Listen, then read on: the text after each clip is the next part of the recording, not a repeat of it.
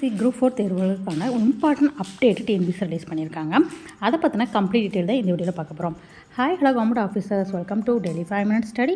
First time நம்ம channel பார்க்குறீங்கன்னா இது போன்ற லேட்டஸ்ட் அப்டேட்ஸ்க்கு நம்மளோட சேனலை சப்ஸ்கிரைப் பண்ணிடுங்க.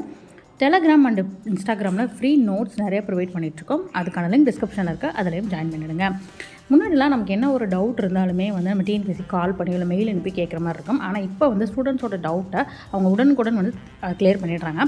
அந்த விதமாக இன்றைக்கி ஒரு டவுட்டுக்கு இம்பார்ட்டண்டான ஆன்சர் கொடுத்துருக்காங்க. அது என்னென்னு பார்த்தீங்கன்னா, ஒரு சில தேர்வர்கள் வந்து இளநிலை உதவியாளர் மற்றும் தட்டச்சர் இந்த 2 போஸ்டிங்குமே வந்து கவுன்சிலிங்கே எலிஜிபிளாக இருந்திருப்பாங்க.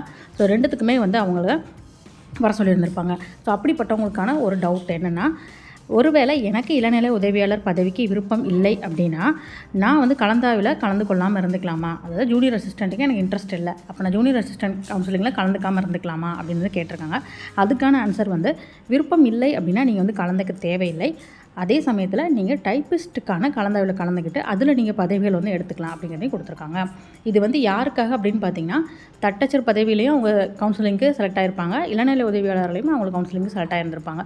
ஸோ அப்படி இருக்கும் பட்சத்தில் முதல்ல இளநிலை உதவியாளர் கவுன்சிலிங் தான் நடக்குது, அடுத்து தான் தட்டச்சர் நடக்குது. அப்போ இளநிலை உதவியாளர் கவுன்சிலிங்கில் நீங்கள் பார்ட்டிசிபேட் பண்ணாமல் டைரெக்டாக தட்டச்சருக்கான கவுன்சிலிங்கில் பார்ட்டிசிபேட் பண்ணி உங்களுக்கான பதவிகளை நீங்கள் தாராளமாக எடுத்துக்கலாம். I hope you enjoy this video. Thank you. Always keep smiling, keep studying.